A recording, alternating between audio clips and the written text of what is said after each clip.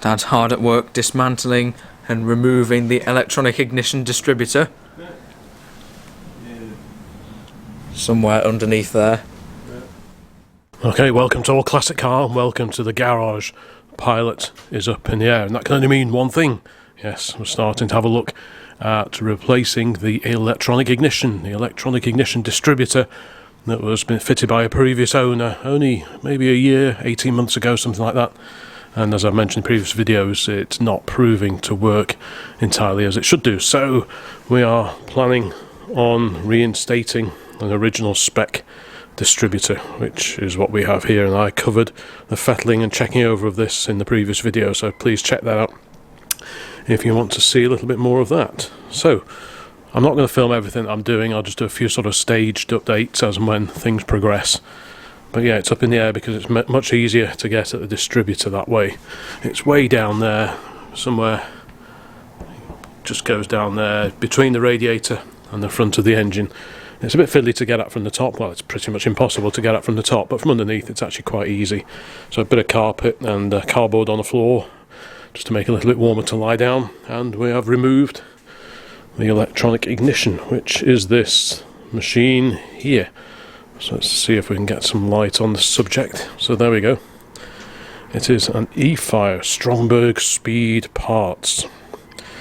But as I've explained in previous videos, it doesn't really appear to sit very well with this particular car. It may work on other V8 pilots, it may work on other 6-volt electric V8 Ford flatheads, but it doesn't work on this one very well. And so the idea is to go back to standard. I don't know how long this has been on, but if it's done a few hundred miles, I'd be surprised, because it was only fitted, I don't know, 18 months ago, something like that, and it's not exactly seen a lot of use since then. But yeah, I'm just going to go back to standard, that's the plan, and then it just makes life a little bit easier, because then you can consult the workshop manual and it's got all the breakdowns, the diagrams, the setting up information and so on, whereas for this, obviously, it's totally different to what was fitted originally. Now, I was having a close look at this, and it's got a rotor arm of sorts on there, but I don't know if we can see, but if we just look at the end of the rotor, the tip of the rotor arm there, that looks pretty burnt out to me. If that was a rotor arm on a conventional distributor in a conventional Dizzy, you'd be cleaning that up like crazy, because it relies on that being a nice clean contact to send the spark out to the various contacts within the distributor cap. But that looks pretty burnt out to me. Now, it may be that I can buy another rotor arm specifically for this electronic distributor, but really, if it's only run a few hundred miles since being fitted, it's just going to do the same again. So that, for whatever reason, that looks pretty poor to me, the tip there on the rotor arm. So at the very least I'd have to replace that, but it may well not fix the cold start problems, which is something that's plagued this car ever since I bought it a few months ago. So the plan is still to fit an original spec traditional distributor with point ignition and replace this. I'm sure this is great when it's working correctly, and when the car was warm it would start up first press of the button, but as it won't start when it's cold, it's just not really particularly viable, as I've already said in the previous videos. So anyway, I just thought I'd show you a bit of a look at that, just to show you what the inside of this electronic ignition looks like. Like I say, this is the E-Fire by Stromberg.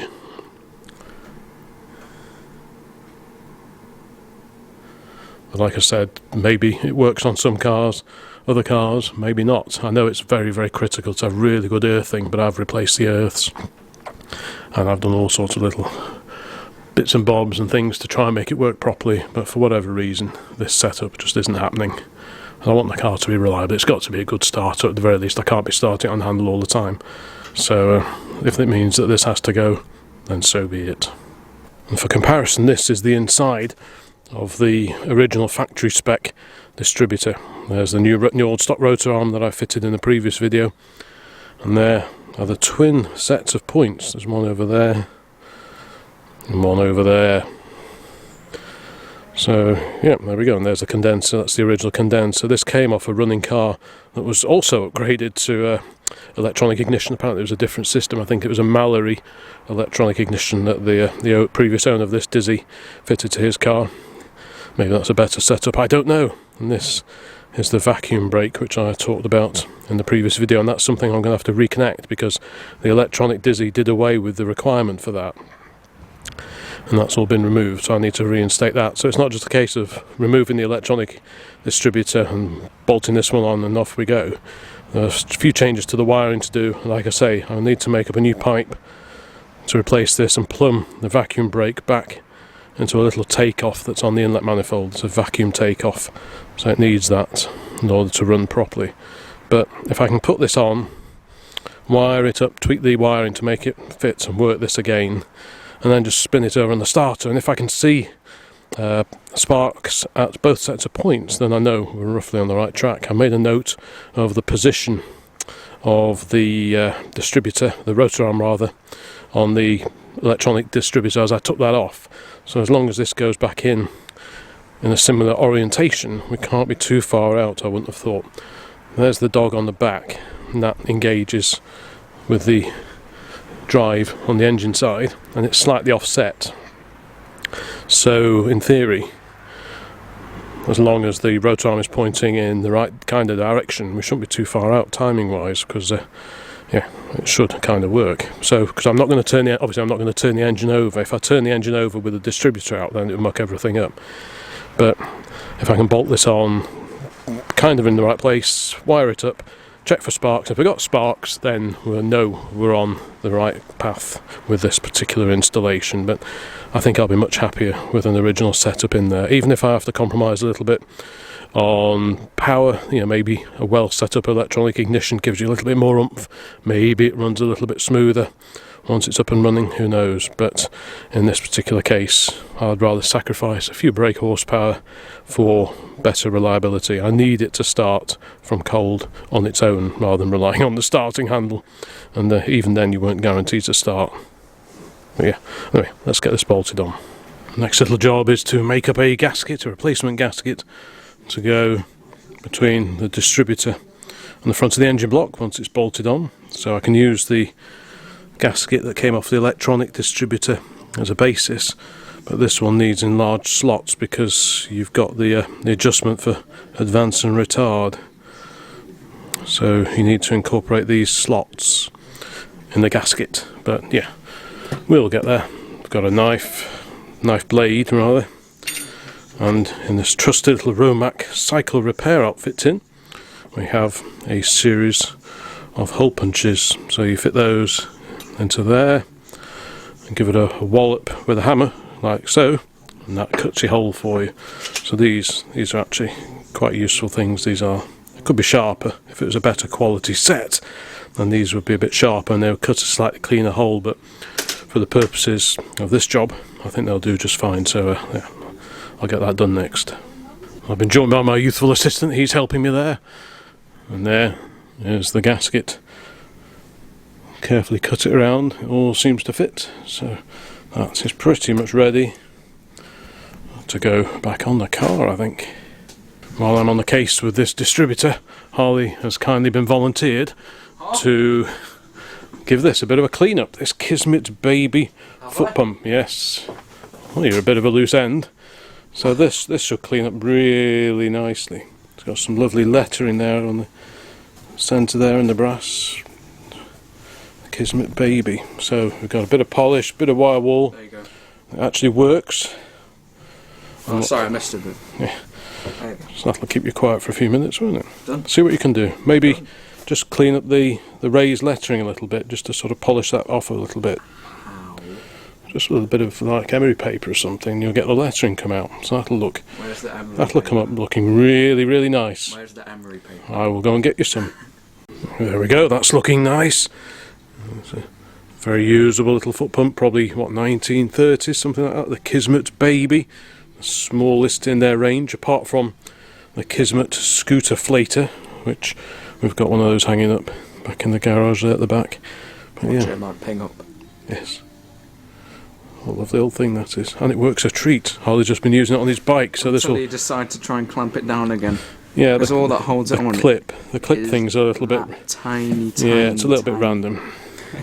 Yeah, it's a little bit random, the clip. Out again. No, but it works a treat though, doesn't it? So I can go into frontline service, at least for bikes. If not, might be a bit of a struggle doing a big car tyre with it. It was faster than I thought, actually. Yeah, it's for a little one, it went really quick. Yeah, it's a good thing though, isn't it? Next little job before I think about fitting this distributor is this is one of the bolts that holds it on. But as you can see, it's pretty rounded and pretty chewed up. I had to be pretty careful taking these off, that I didn't round them completely. Clearly, these have been on and off the car quite a few times over the years. So I found some new old stock bolts which just need cutting down a little bit. I don't know if the length of this original bolt is critical or not, but just to play on the safe side, I'm going to cut the other ones down to match this, and then at least we can swing a 1/2 inch spanner on it without worrying too much about rounding anything off. So yeah, that's the next little job. It's raining outside, you can probably hear the rain beating down on the roof, so I might as well be indoors playing with the V8 Pilot today. Right, let's go and find the saw. As I mentioned before, I was quite surprised to see just how burnt the contact is on the rotor arm on this electronic distributor, because it's only, I mean, the car, it can only have done a few hundred miles, so to see it that burnt looking is quite surprising. And then when I actually got to taking the cap off, I don't know if the camera will pick this up or not, but all the contacts in there are quite burnt as well. Hopefully you can see that, but they're all quite pitted and burnt, which seems very strange. Is that coming out? I hope that's focusing, but you can kind of get the gist of what I'm on about.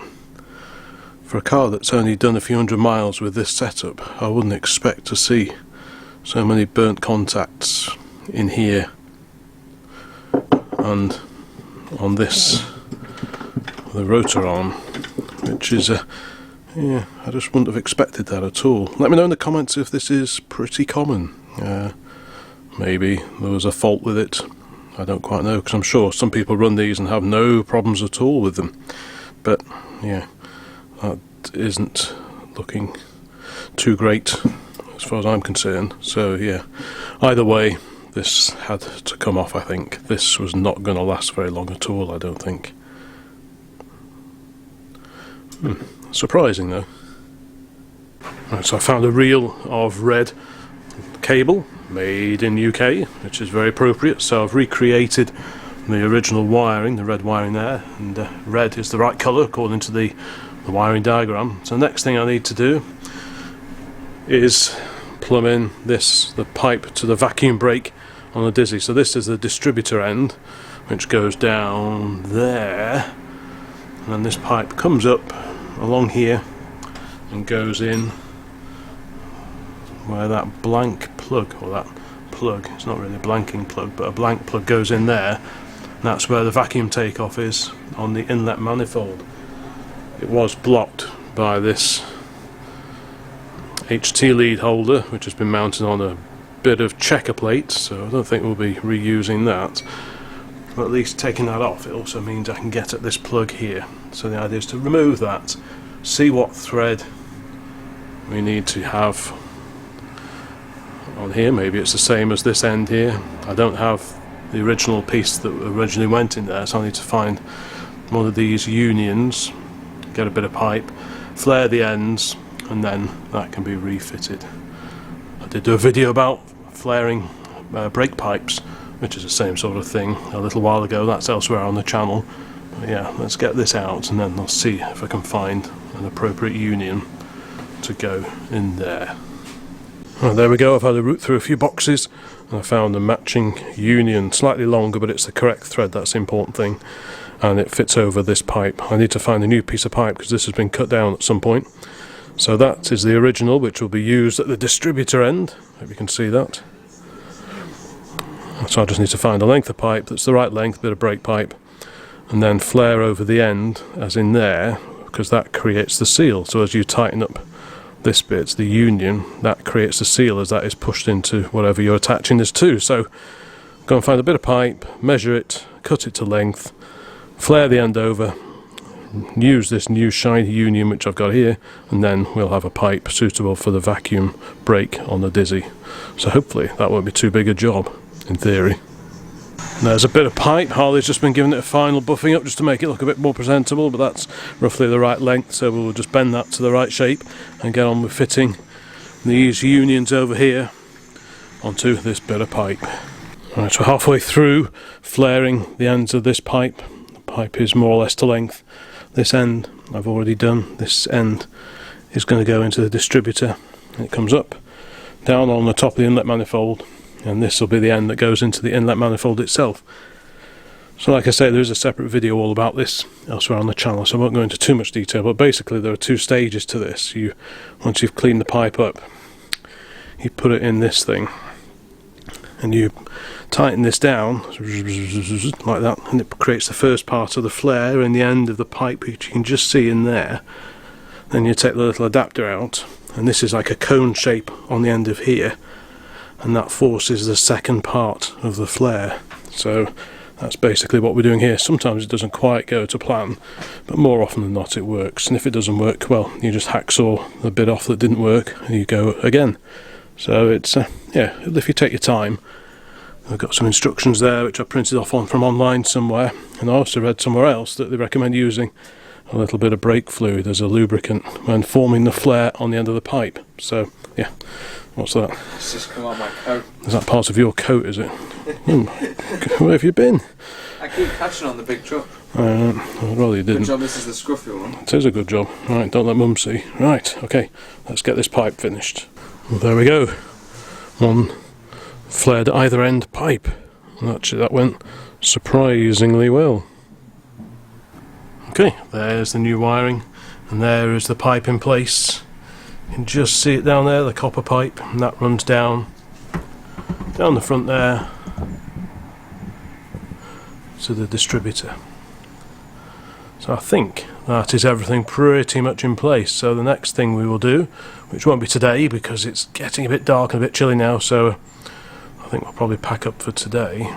But next thing is we'll check for a spark. The coil has been rewired to how the coil would be wired. I'm assuming this coil will still work even though it's no longer attached to the electronic ignition, but we'll have to see on that one. We could always put a regular coil on.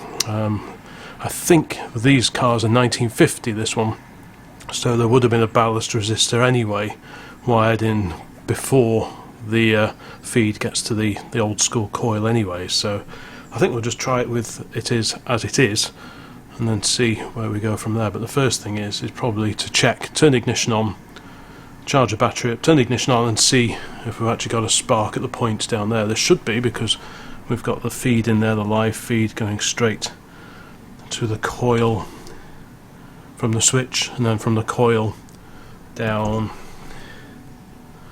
to the Dizzy as the original spec would be. So fingers crossed we'll have a spark at the points, but I think that'll be a check for another day now. Well, morning folks, it's the following weekend and there's a bit of a situation update. Jeep is on charge, a new battery fitted, but not enough oomph in it to actually start it, so just giving that a bit of a boost. But more importantly, we have a little bit of an update on the V8 Pilot. As I think I reported in the last video clip, everything is back in place. So this morning, if I just grab my torch, we checked to make sure there was a spark at every spark plug, and there was. Now, as I mentioned, this carburetor is a bit of an unknown because it was just in the box of bits that came with the car. Now I assume this is the original carb off it, the original Ford branded carburetor, but more than that I do not know. So I've literally bolted it on and just hoped that it kind of works. So we checked for a spark, they were all there, which was good, so that kind of proved that the basics are correct with the reinstatement of the original spec distributor. So we went for a start, and there was a cough the first time, so switched off and switched back on again, and it started right up from cold, which is something this engine has never done ever since we bought it. When it had the electronic ignition fitted to it, it was fine starting when it was warm. When it was cold, it really didn't want to know, but it actually started up and ran pretty well. Now, obviously, we don't quite know if the timing's spot on or whether the carburetor is correctly set up, but it kind of shows that both are more or less correct. And I'm sure if we went to start it again now, it probably would go. So I think what we will do, it's still up in the air at the moment, so what I'm going to do is just clamber underneath and nip up the 3 bolts that hold the distributor in place. There's 3, I can't remember if they're are they half inch? I think they were, weren't they? Half inch bolts. Yeah, I think they're half inch. So we'll nip those up. You have to do that from underneath because it's a bit awkward to get to behind the radiator.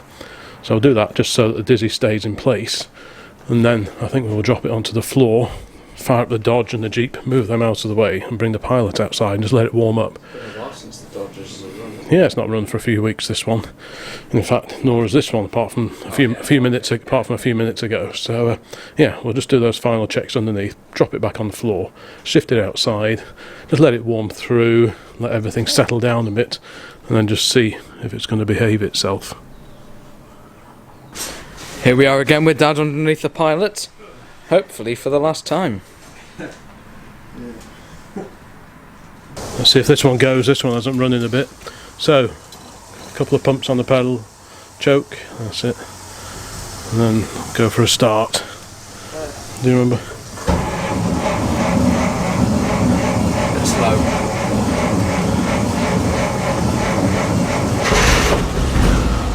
It's not too bad, it hasn't run in a few weeks.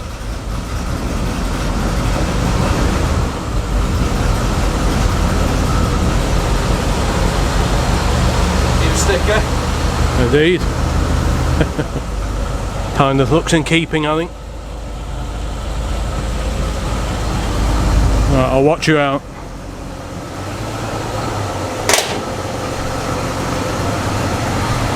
Just take this off here. This is the workshop manual for this one. Right. I think there's a squeaky brake somewhere.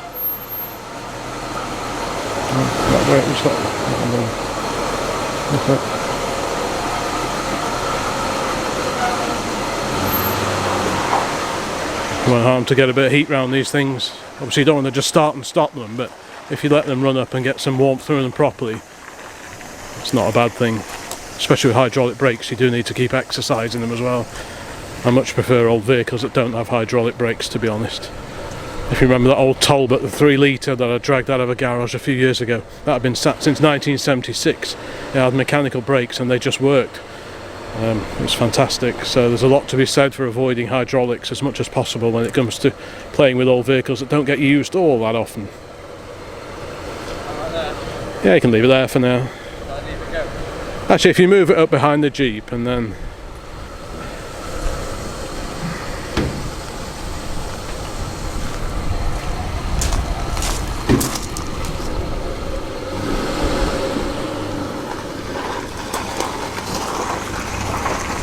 Bit of a winter's running day, apart from then. Yeah, we'll sort that. Yeah, just... You have to hold that shut. Yeah, that's the catch sticks a bit. Right, let's move all this clutter out of the way. What a handy little stand this proves out to be.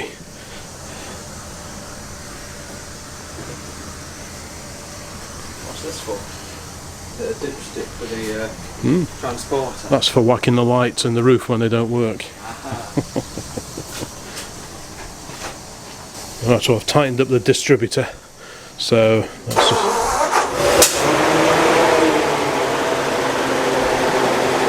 It's not a bad start. Again, it's pretty much cold now, but we don't know where the carburetor settings are. We don't know what the distributor settings are like. So we just need to see how we go. But that's a cold start effectively, which is something we never had before.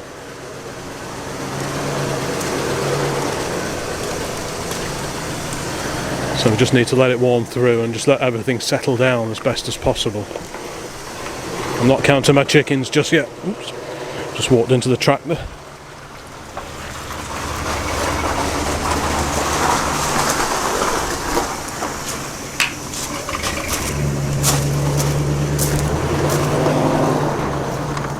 Yeah, if you just leave it running for a bit. Yeah, it still doesn't really want to rev. No, well, is there any choke on at all? No, so it's with no choke, it's not going to want to rev when it's cold. So if we can we get it through that gap? Do you think, behind the truck and the Honda? Shunt the truck a bit more. Right, because You want it to go through. I'm just thinking I might put the truck in the garage first, and then it leaves this one near the door so I can move in and out for testing purposes. Yeah, if we just roll the truck forward a little bit, maybe, if it'll let us. Well, we can try pushing it, I suppose. I don't know. It might be a bit heavy to push, and if one of the brakes is touching a little bit, it might not want to play ball.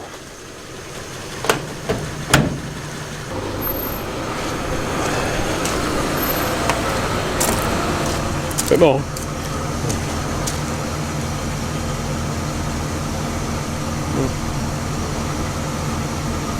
Well, that'll do. Just leave it running. Just get some heat through this one as well. Yeah, just want to get some warmth through it. Just let it run. Yeah. Yeah, that'll do. Right, move this one forwards a bit now.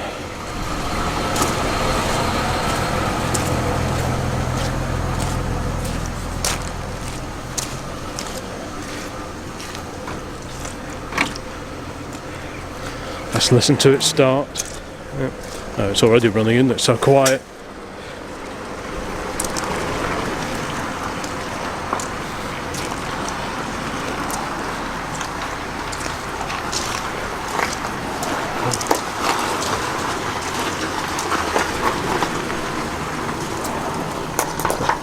Forward a bit. Okay, that'll do. Just leave it running. Just leave it running.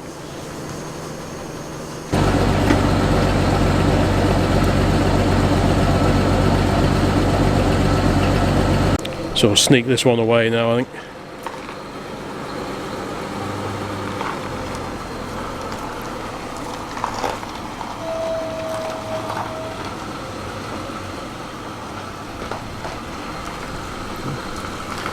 Right. Let's get out the firing line.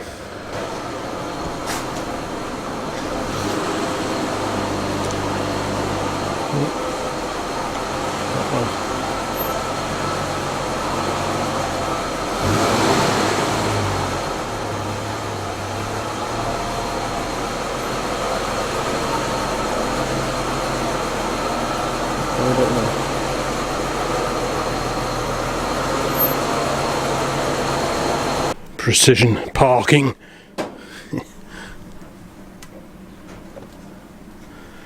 It's always a little bit tight down that side, but you know, go steady, go slow. There's usually not much problem. Alright, so we'll disconnect the battery on this. We always disconnect the batteries whenever we park something up in here, because you hear too many stories of cars with ancient wiring having problems when they're left to their own devices, so it's always a good idea to whiz the battery off before you leave them for the night. Right, let's go and check up on the pilot. It's warming up nicely now.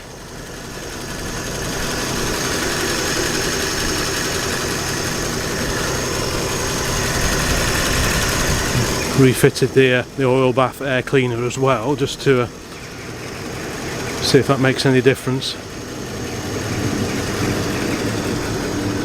Is it warming up nicely now? Yeah, it's a good handle. Just have to be mindful of all the spinning bits now at the front.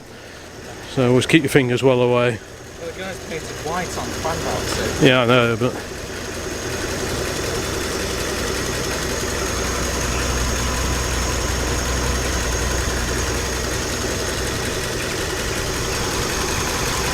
so obviously, as well as changing the carburetor, you can even see there's like a new gasket in here. This tells me that this has all been apart. Maybe it's been cleaned in an ultrasonic cleaner or something like that. It looks as if there's been a bit of work done on that. Yeah. And obviously we took out the pressure regulator that the Stromberg carburetor that had been fitted required. So we just got a pipe straight from the mechanical pump into the float chamber of the carburetor exactly as per original. Yeah, it's sounding pretty sweet. It's nice to hear it again, and it's nice to see it starting from cold. Like I say, once we take it down the road, it may be that there are a few little setups to do, setup changes, mixture. I mean, the idle sounds about right, so Idles on its own. yeah, it's idling just as it should do, so it may be that the mixtures need tweaking a bit, maybe the timing will need doing, which is a little bit awkward because you have to really clamber under the front and just alter the timing a little bit, slacken off the 3 bolts and alter the timing if need be, but I've put it in the middle and then we'll just see how it goes. Just go for a short hop down the road just to see what it's like on the load, really.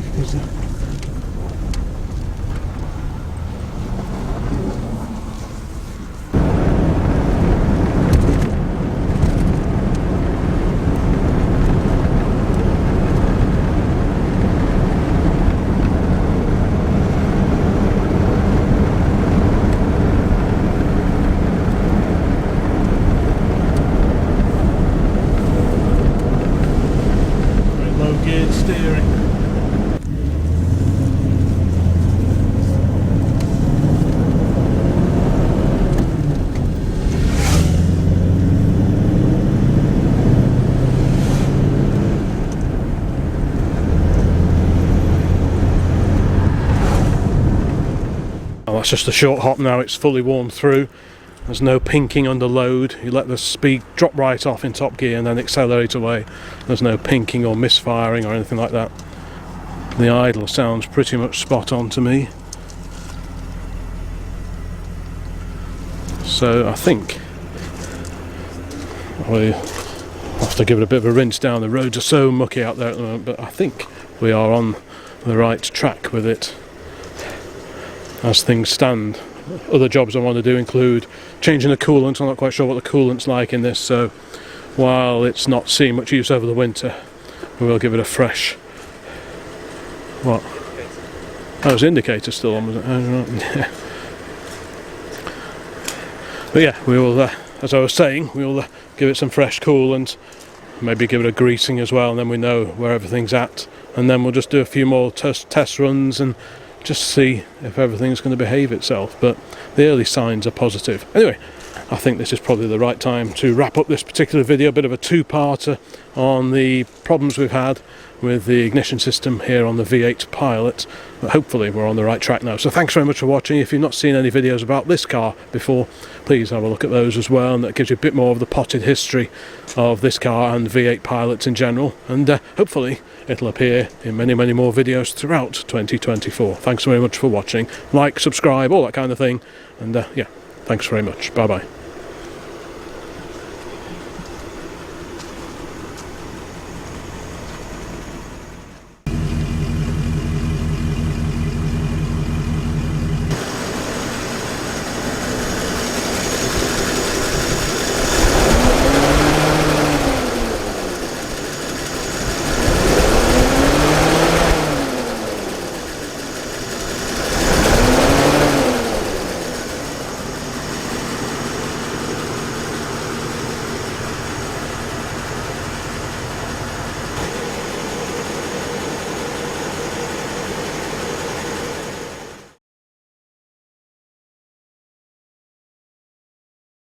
Well, morning all. Several days have passed since that successful run down the road, and today I want to do two things. Firstly, I want to reconnect the battery and go for another cold start, just to make sure that the other day wasn't a fluke and that the installed original setup is actually working properly. So we will reconnect the battery and go for another cold start. Will it start? Will it still work?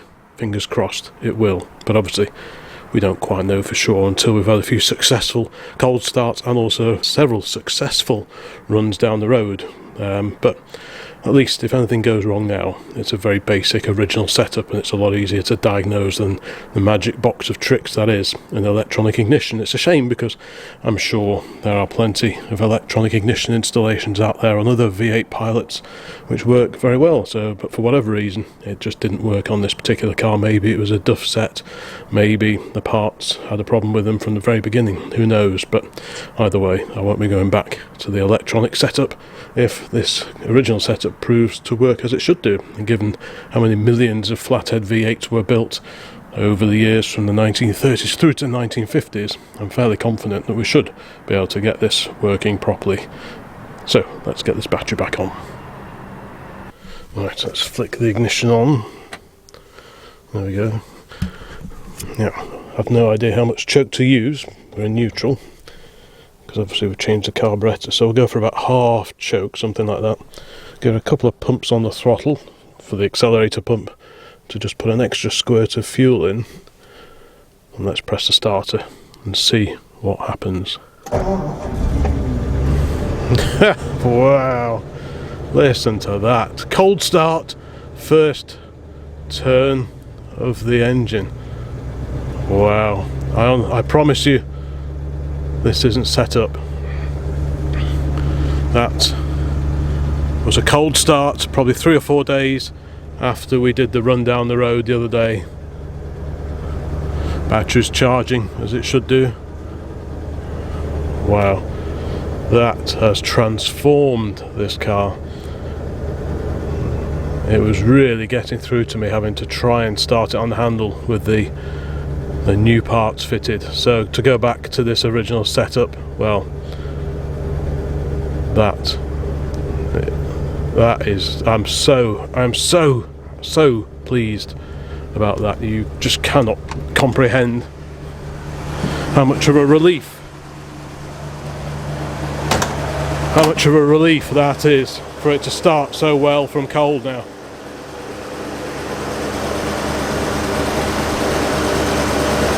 We'll just let it warm through a little bit. This carburetor, I'm assuming, must have been overhauled at some time. Sorry if it's a bit dark, it's still a little bit early in the morning. But yeah, that is such a relief. Looks like the lights are switched on still.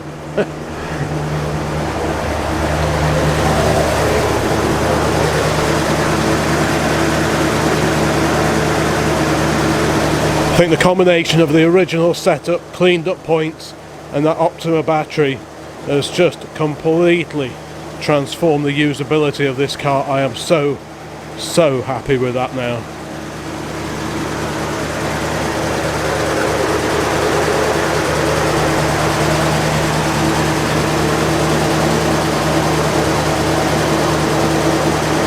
So that just leaves one more thing to do.